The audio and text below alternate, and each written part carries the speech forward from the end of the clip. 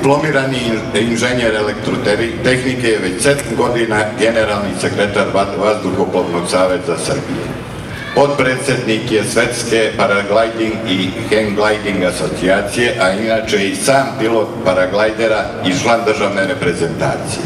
Aktuelni je državni rekorder u 4 discipline u preletu paraglidingu. Najbolji, među najboljima u 2014. godini jeste gospodin Željko Ovuka. Ja bih zamolio ministra, gospodina Vanju Udovičića, da uruči priznanje.